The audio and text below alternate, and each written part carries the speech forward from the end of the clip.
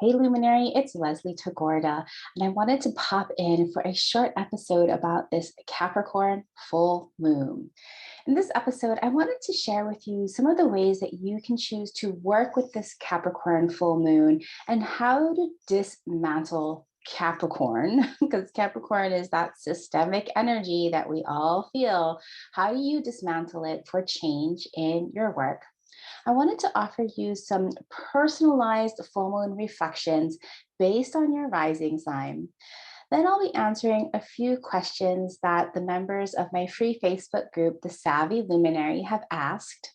And then a short what's coming up next with this podcast. So let's dive in.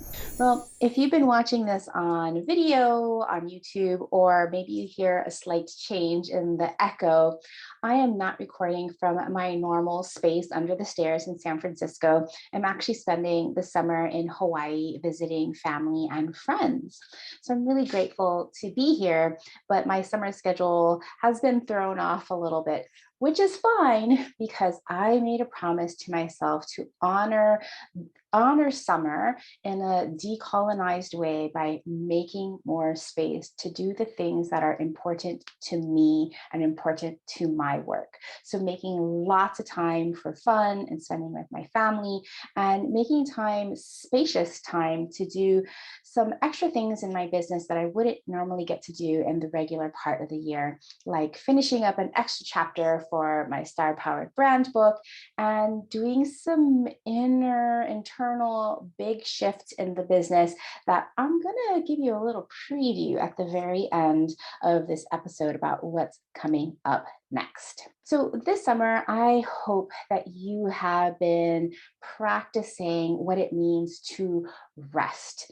Jordan Manny had done our new moon ceremony for Cancer a few weeks back, and she just kind of opened up our minds for the participants in sharing the 7 different types of rest and how this summer is really this important time with Cancer season to really claim that rest. Well, also in Cancer season, every full moon in Cancer season is a Capricorn full moon, illuminating all the ways we may be setting up our own boundaries or not setting up our own boundaries, and illuminating all the ways that we have reached for our goals and our accomplishments, and maybe where we still have some gaps. So let's talk about this Capricorn full moon. In the book that I wrote with Natalie Miller at the beginning of the year, New and Full Moon Rituals for Entrepreneurs and Changemakers, yes, it is a mouthful. We co-wrote a little section where we gave this theme for this full moon in Capricorn at 21 degrees, revolutionizing your authority. So the full moon at Capricorn of 21 degrees happens exactly at 11:37 a.m. Pacific, 2:37 p.m. Eastern on Wednesday, July 13th. And so I'm just going to read a little bit of what Natalie and I wrote in our book. And we say, this full moon in Capricorn illuminates where you trust your expertise and how you take full responsibility for yourself and your work, and also where and how you don't. This lunation may bring up some intense feelings about your power of lack thereof, along with excellent conditions for exploring what those feelings are revealing to you about your relationship with your own authority. During this full moon, we want you to think of authority as authorship. While we cannot control what happens or what others do and think, you can author the narratives that influence your own perspectives and actions. Saturn, the ruler of this full moon, from his other home sign of Aquarius, asks us to clear up our thinking in ways that enable us to do better. In short, this full moon asks us to step up, take responsibility, and be the hero of our own story. One more thing, Uranus together with the North Node is in the mood for revolution, and these energies sextile to the sun infuses this moon with revolutionary spirit. Sometimes revolution means going back to traditional or ancient ways of doing things. Sometimes it propels us forward with quantum tech advances. Change comes in so many forms, and it's perfect moment to choose the ones that empower you most. You know, reading that back to you just to kind of set the space for this podcast episode, it's so interesting that Natalie and I wrote that before the calendar even shifted into 2022, and how how even more important this message is, especially since this summer in my program Star Powered Summer, we are exploring post-colonial astrology based on the book by Alice Barkley Cat. Post-colonial astrology really shows us all the ways we are living and breathing and operating in these systems of oppression stemmed from colonialism. You know, all those isms like ableism, racism, sexism, all of those isms are based in the extractive conquering powers of colonialism. Wherever you live in that spectrum of being a settler, like me, I am not Native Hawaiian, but I was born and raised in Hawaii. I am a settler and I do my best to, be connected to the culture and land here to help the Native Hawaiians that live here, or whereas I'm a settler in Hawaii, or maybe you are one of the original colonists. Wherever we are here now, and it's time to really bring awareness instead of just going with the status quo and really upholding these systems that are not all serving us for our highest good, or they're doing their dang best to lie to us. Okay, I don't mean to get so political here, but I believe that all of us who choose to work for ourselves as an entrepreneur or a business owner, or choose to work for others in a change-making field, are not okay with how the world and how the systems that we live and breathe in have operated. The systems don't work for most of us. And the systems, when we think about like the oppressive systems or systems of institutions or government systems or hierarchical systems like corporations and military and even like higher learning and orchestral music, you can see all of these top-down systems that are actually built from colonial models that stem all the way back to the Roman Empire. And all of these systems are, of course, ruled by Saturn, very, very Capricorn.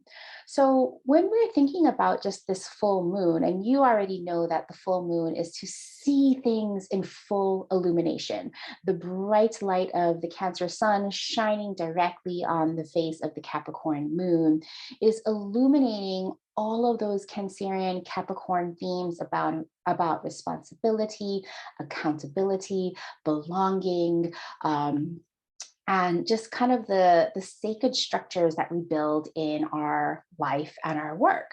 Now, you already know by listening to me for a little while here, and if you're new, one of the things that I love to talk about Saturn is because Saturn can kind of get a really bad rap, especially when we think of it from this like oppressive regime kind of way. But the evolution, the change of Saturn, and how I would love everybody to embrace Saturn is seeing Saturn as the trellis, a trellis that where you and your work, think of your work as this beautiful jasmine vine. And if you've ever watched jasmine or lived any place where there is jasmine growing, if jasmine doesn't have something to climb onto, it has zero form, it has zero shape, it can't even grow. It's just like this flabby little like a little stick of a vine on the ground. But as soon as jasmine has something to climb onto, it reaches for the sun. And if you have built a trellis, then you can shape and you can form this jasmine vine to fit a beautiful wall or fit a part of your landscape in your garden or a part of your house. And it becomes this beautiful structure, this beautiful flowering structure with all these fragrant flowers reaching for the sky. Those fragrant flowers reaching for the sky is your work. And the trellis is your Capricorn. Now, that old version of Capricorn are things like again, institutions. When I think about institutions, again, coming from the classical music world, the institutions would say, okay, well, if you don't have a degree in music, you can't play in my orchestra, no matter how good you are. And you may or may not know this, but union orchestras, when they are auditioning new people to come into the orchestra, they actually have a blind jury, meaning that the judges, the adjudicators, are sitting behind a screen where they cannot see the person playing. And this came up because of women were not being allowed to join orchestras way back when. And so they started putting up these blind auditions so that more women, more wonderful women players, and more people of color could start joining these orchestras. Now, orchestras are still highly problematic in terms of just gatekeeping and people having access to being able to play these expensive instruments and to get the right education and to be able to afford the time to spend just practicing and playing. All kinds of systemic oppression in there. But you can also think of corporations and governments where in an orchestra, you have a conductor. And the conductor is the director. And you can think of this director as that kind of Saturnian, that old version of Saturnian Capricorn image. And the conductor is then, looking at the first violin. And the first violin dictates all of the bowings for all of the violins, and then coordinates with the cellos and the violas and the basses for extra bowing so that all of the bowings up and down are all in unison. Now, I'm a clarinet player, so I'm sitting in the second row behind all of the strings. So we have the first flute player, the first oboe player, the first clarinet player, the first bassoon player, the first French horn player, and then all the way down to the brasses. There is a pecking order. Okay, if you're playing second or third clarinet in an orchestra, you have no voice. Okay, I mean, yes, you have a musical voice, which your job is to follow exactly what the conductor is doing, follow exactly what the first clarinetist is doing, following exactly and blending in with the rest of the orchestra. Just thinking about it sometimes just kind of makes me feel like, it just like squishes me and makes my throat really, really, really tight. Hence why I don't really play in too many orchestras nowadays. I was starting to really feel stifled. And now I play in a chamber music where there's 5 of us. It's a small group. It's much more circular led, where we're all contributing our voice. We're all taking turns leading. There is not a pecking order in chamber music. And the reason why I'm telling you all of this is because when we are thinking about like what is post institutions and post capital in our work, if that is something that interests you, because where we are, I mean, to be honest, with where we are in the world and where we are with capitalistic business structures, it has gone too far. It is unethical for so many corporations to have, or a few corporations to have so much wealth and so much power. Something has to shift. And this is something that we are exploring in Star Powered Summer. I certainly do not have all of the answers, but I know it's not going to be based on this kind of pecking order where there's one person that has ultimate power and everybody else has to listen to them.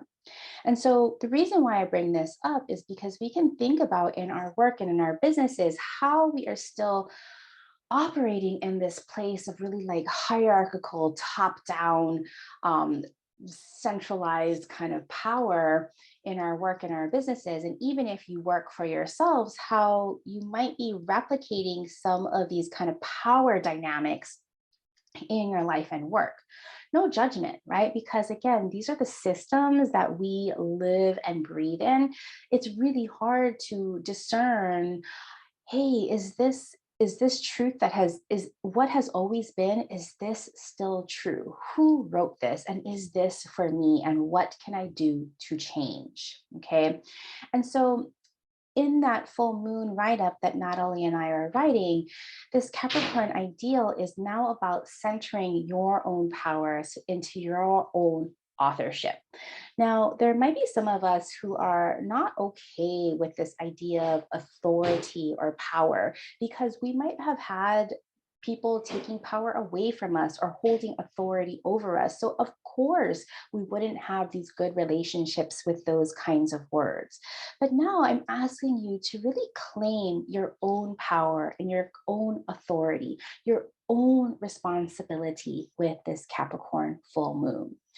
So, if you want to take a look back to the last 6 months when we had our Capricorn new moon, when you're making all of your goals for the new year, or maybe you want to go back the last like 18 months to the Capricorn new moon that was actually on this near this 21 degree of Capricorn, just think about. Look back at your journals to your different Capricorn new moons and look at and say like, did I accomplish those goals, right? Because Capricorn is very goal oriented.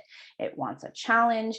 It wants to accomplish its goals. It wants all of the credentials. And I'm not saying that higher education and going after your credentials and your ABCs, I'm not saying that is bad. I'm not saying that at all. But what I am saying is that to be an expert and an authority figure in your own work, you do not need all of those things. Okay. In the last podcast episode, I don't know if you remember the conversation that I had with Alice Sparkley Cap, who wrote this like phenomenal book, Post-Colonial Astrology. It is thick and deep with all kinds of historical facts and knowledge. So much research went into this book that I asked them, hey, do you have a PhD in research or anthropology or something like that? Because this book is so deep. And they said, no, I'm undereducated, or I'm not educated. And I wanted to point out to Ace and reflect and just kindly reflect that it doesn't really matter if they have a PhD or not, because they wrote the book. Okay. They are an expert. And so what did you write the book in? Because your vast expertise that you've had over years, decades, and all of the different roles and responsibilities and careers and industries that you've been in, you have your unique mix of expertise that makes you an expert in something. And it's the system that we live in that tells us, well, if you don't have all of your allocates, if you don't have all of these other things, you're not an expert. I was even just chatting with my husband, who's on a panel tomorrow for a tech talk, and he's the only person on the panel that doesn't have a PhD in mathematical research, and how he's feeling a little bit kind of, I wouldn't say the word ashamed, but a little bit kind of backpedaling, like, what am I doing here on this panel with all of these people that have these PhDs? And I'm like, dude, seriously. You take their research that they've only done in theory, you take it and you actually implement it into the technology that you build to work in real time. You have hands-on experience. They maybe have done research and have theorized and like proven some of their theories, but they're not actually working with it and applying it. So of course you are an expert. And so I wonder where in your work and your life, maybe you don't see your own expertise. Anyway, I know I digress. I'm very, very passionate about this topic, if you haven't noticed, because for so long, I have not felt like I was my own expert. Even though I have a master's degree in music, I still resist talking to myself as a musician. I had been a designer for like over 10 years and resistant in calling myself a designer. It was finally when I went into astrology, and I didn't have to study astrology for that long because I knew it was in my bones, that I knew that I was an astrologer, and I'm happy to claim astrology as my own expertise and my authority.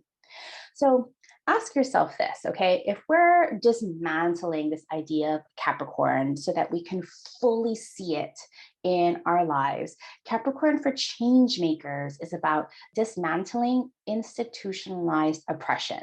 So no matter what industry you're in, whether it's coaching or selling, I'm thinking of like doTERRA and some essential oils or kind of like MLM kind of things, those are institutional, those pyramid schemes and things like that. Those are just another form of institutionalized oppression. I hate to break it to y'all.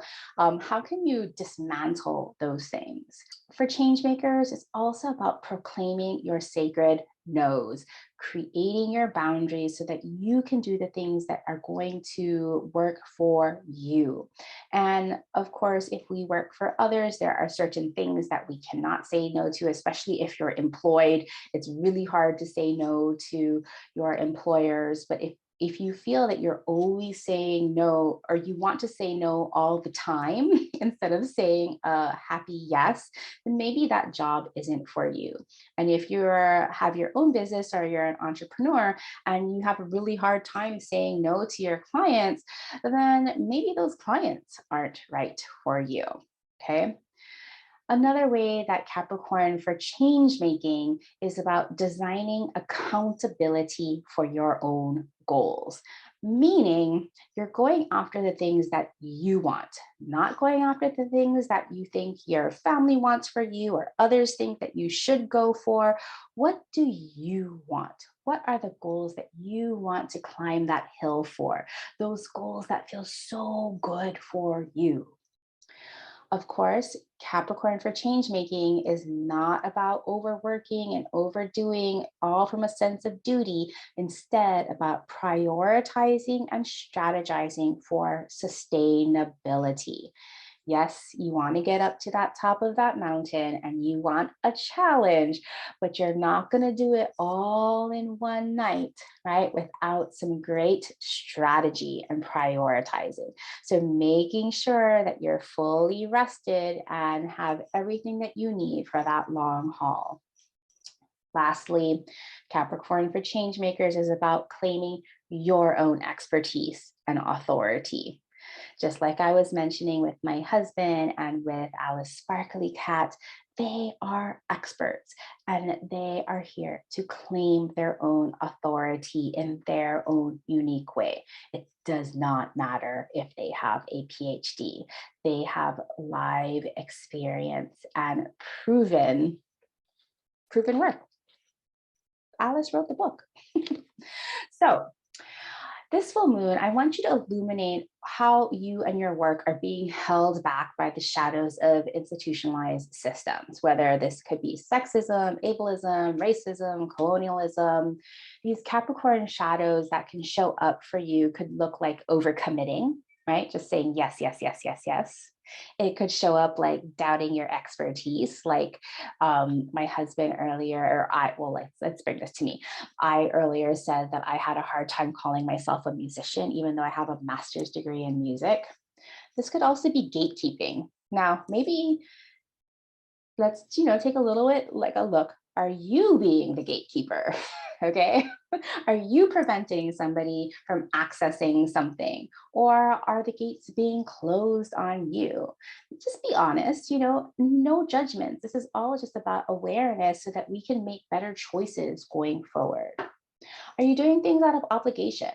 Especially, I notice this a lot for people who go into medicine, sometimes even law, especially when they come from a family of doctors or lawyers, that they go into these fields out of sense of obligation. I'm not saying that everyone does this, but notice, are you doing something out of a sense of obligation or duty? And this duty comes up to upholding outdated rules. Whose rules are they anyway, right? Have you found yourself caught up in not, I hate to say whistleblowing, but not advocating or standing up to a rule that just does not fit for everyone, that is not equitable? Okay, so everything is really illuminated with astrology of this Capricorn full moon. We have Venus that is going to be squaring up with Pluto retrograde exactly, and that is giving us some integration and some tension with with kind of our partnerships and our power. And then the sun and moon are going to be joining up tomorrow, near tomorrow, also putting your mind and heart on the same page. That's going to be really nice. Then we also have the full moon approaching Pluto. Whew. And this can have the potential to be pretty intense, especially when it comes to your intuitive spidey sense. Just really pay attention because nothing is going to hide. And that's a good thing, okay? Thanks to this moon approaching Pluto. Trust your intuition because it's going to be revealing things that are going to maybe just like blow your mind. Lastly, we have Uranus and North Node that are getting closer and closer. They're going to be meeting up at the end of the month, but they're already in orbs super close to each other. And the moon will be trining Uranus and the North Node, which is really giving us that kind of revolutionary energy, awakening you to what really needs to be changed for your highest good. Okay. So I want to then go forth and give you some personalizations, just some questions for you to ask yourself based on your rising sign. And then I'm going to go into some questions from the Savvy Luminary. Okay, so if you are a Cancer or a Capricorn rising, because remember the sun and the moon are sitting right opposite each other, so they are activating a pair of houses. And so I'm going to be grouping the oppositional signs together. So if you're a Cancer or a Capricorn rising, your axis of relationships are being activated. And this is asking you to see where you are claiming or giving away your power. Asking yourself, like, who is the expert here? Your answer should be you. Not should be you, but I hope you know that the answer is you. Now, if you're a Leo or Aquarius rising, this is activating your axis of effectiveness, that 12th house, 6th house axes. And this is asking you, where are you overworking out of a sense of obligation? And are you making room to restore and rest in your own way? Remember, Jordan reminded us that there are 7 ways to rest. Not all rest includes napping and putting your feet up. Sometimes rest means going on a run, whatever rest means for you. But if you are that Leo Aquarius rising, really look at where and why you are overworking in your life, okay? Now, if you're a Virgo or Pisces, this is activating the axis of creativity, the 5th and the 11th house. And this one is really about change, okay? And what needs to change in your life and work? What needs to revolutionize? Maybe it's social change that needs to happen. Maybe it's change in the way that you treat yourself and your inner child's needs, or even your children's needs, right? Where are you replicating oppressive behaviors in your life and work for you Virgo Pisces risings? Okay. Now for Libra Aries risings, this is activating your 4th and your 10th house, your axes of responsibility. Where are you not saying your sacred no's? Are you really accountable or responsible for this? If you are, make a plan to be accountable. If you're not, get those people who are really accountable. It's okay to delegate, and it's okay to not even have a reason to say no. Repeat that after me. No.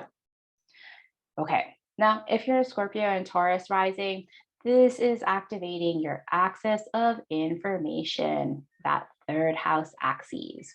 And this is asking you, where are you believing in something just because it's always been? Is it true? Like, really, is it true? I think that some of these things that maybe you might be believing in were written by people who didn't want to give you your power. So look at, what are you believing in, and is it really true? And then for us Sagittarius and Gemini risings, this is activating and highlighting, illuminating our axis of value. Where are you undervaluing your contributions? Are the pricing as what you're charging, is what you're getting paid, is it equitable? Is what you're paying, is it equitable? Again, all of these, we can look at the oppressions that we are being held under, but we can also look at the oppressions that we may inadvertently be passing through in our work. Okay, so take a look at that, and I would love to hear your thoughts. So let's go to some questions from my free Facebook group, The Savvy Luminary. And so if you're on Facebook, you can always head on over to The Savvy Luminary. I'm always asking questions and prompts in there, just on the fly. It's a super fun place for astro-curious business owners and change makers to come together. And so Sarah asks, how do we bridge? How do we become the bridge and take care of ourselves for all of this hard work? And so I know Sarah's work. She is an advocate for neurodivergent folks, and she is often being asked to do some pretty hard work in terms of emotional labor and education and standing up. And so, yes, Sarah, such a good question for this Capricorn full moon. And right off the bat is making sure that you have super, super clear boundaries. When are you working and when are you resting? Making sure that you are resting and nourishing yourself. That's the Cancer sun, the season of nourishing yourself so that you can do the work that is the most important. Prioritizing the work that are going to accomplish your goals instead of all of the itty bitty little things. For whatever reason, my little kindergartner son, well, he's a rising first grader, but he already learned this. And I was just like, wow, he learned this Stephen Covey process already. They learned it in kindergarten when putting back toys. And I think this is ingenious because he was helping my husband pack the trunk the other day when we were like putting all the luggage back in the trunk. My husband put the backpack in the trunk first, and we had all these big suitcases. And my son was like, you have to put the big things in first so that the little things can fit around it. And my heart was just full of love for my little son. And so, Sarah, going back to your question, when you're prioritizing, and this goes for all of us, prioritize doing the biggest, most important things first. And I'm listening to myself talk and I'm like, oh, yes, I have been making space for all the little details and all the tasks and all the little things that get in the way. So for all of us, as we use this Capricorn full moon to really see where we haven't been putting in the big suitcases in the trunk first. So I hope that serves you, Sarah. For Sasha, she's wondering about integrity and system structures for this full moon and how will it affect us natal Cappy moons? Yes. So the integrity and systems and structures. Yes, I feel like this whole episode really talked about integrity and systems and structures by really looking at where we have a choice in terms of the systems and structures that we build in our businesses. Are they equitable? Do they allow for sustainability? Are they based around the things that we are responsible and accountable for? Or if we are working for others, how can we start to dismantle some of these systems and structures that aren't working? Now, earlier I was talking about that kind of hierarchical systems. And for some of us that, if we have those privileges, right? Again, there's some people who don't have choices. But I believe that people who are listening to this podcast are privileged people, and then we get to make choices. You can opt out of being part of systems that you don't like, right? Whether this is opting out of ordering things from Amazon, whether this is opting out from paying for a PhD just because you want to get that PhD to prove that you already know, or this is me opting out of playing in orchestras because I just couldn't play in those systems anymore. And so when you're thinking about the illuminating, look at where in your work have you built systems that are not in integrity, or you're participating in places that are not in integrity. And for all of those Capricorn moons out there, I know you're out there. One day when I have my upcoming membership, I'm going to resurrect a membership that I had a few moons back. Hint, hint, hint. I promise I'm going to have a Capricorn moon support group. But for the Capricorn moons, as the moon moves to Capricorn, and this is for all of us, when the moon returns to the place of your natal moon, this is called a lunar return. And you get this once every month, right? This is a great time of month. And it is known as a fertile time of the month. Okay. And so like literally it can be completely literally where you get pregnant on that kind of lunar return. Or if you're not looking to have a child, maybe this is a fertile time to spark a new project or get some extra creative oomph in your work. And so that should be fun to look at that. But there's a lot of things going on in Capricorn right now. We have Pluto still in Capricorn. So I don't know exactly what degree your Capricorn moon is. That Capricorn moon will be at 21 degrees. Pluto still at 27 degrees. We have Chiron at 16 degrees of Aries and Jupiter at 8 degrees of Aries.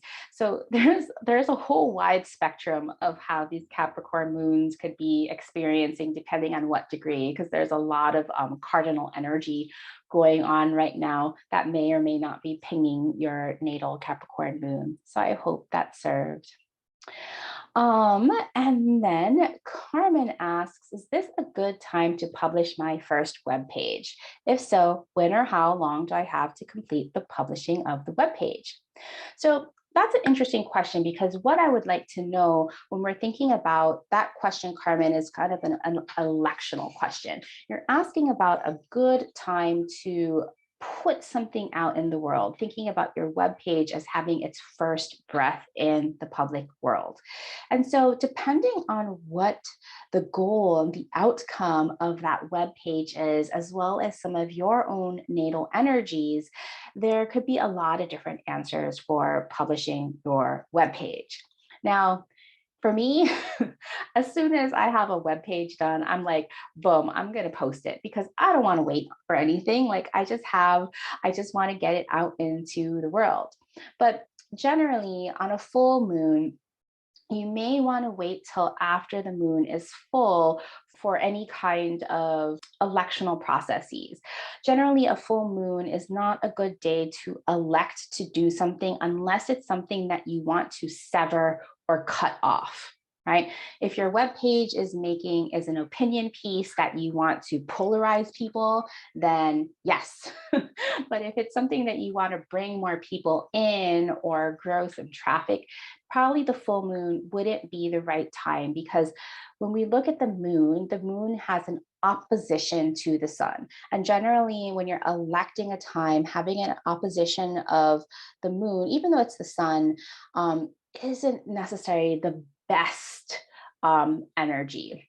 But again, instead of kind of what I want to offer for anybody who's working with electional astrology is to remember that there is no perfect time, that if you are ready and you are done, then release it into the world with all of its best intentions, and to use and trust your own intuition. Sometimes when we try to micromanage all of the astrological timing, we get into this place of trying to almost like manipulate an outcome. And then when we still don't get the outcome that we want, even though we did all of this like minutia work, it can turn into a big headache. So don't overthink it.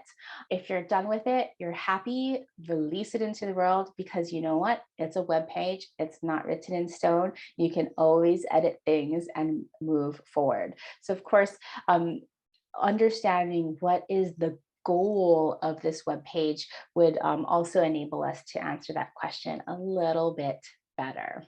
Whew. Well, I thought this was going to be a short little episode, but I've been talking now straight for 43 minutes. It's been so lovely to come back and chat with you all.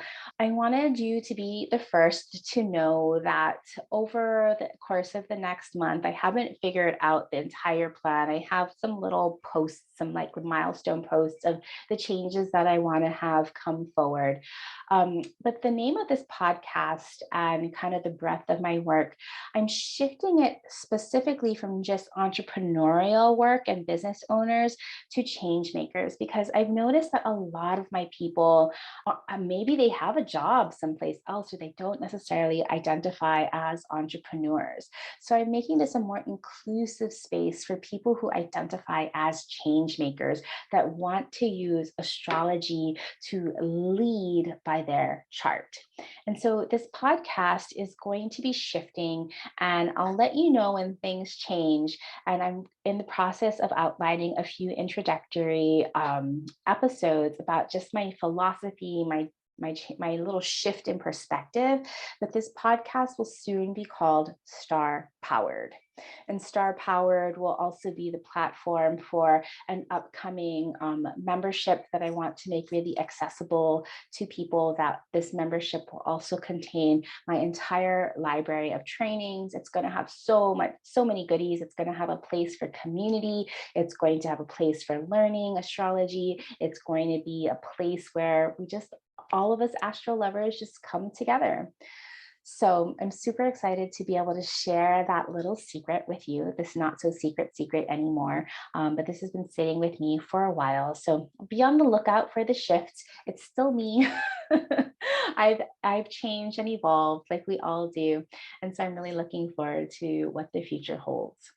Well, I hope that everyone has a beautiful full moon. May you illuminate everything that you have already accomplished, because I know you have accomplished a lot.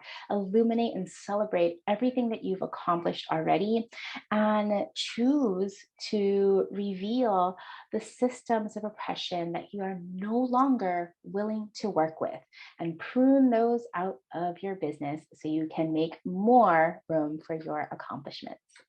All right, luminaries, until soon. Talk to you later. It's Leslie Tagorda signing off. Bye. If you love this podcast, please consider doing me a favor and heading over to Apple iTunes and leaving me a rating and review. Your rating and review helps this humble podcast get seen and found by more listeners like you. Please share the love.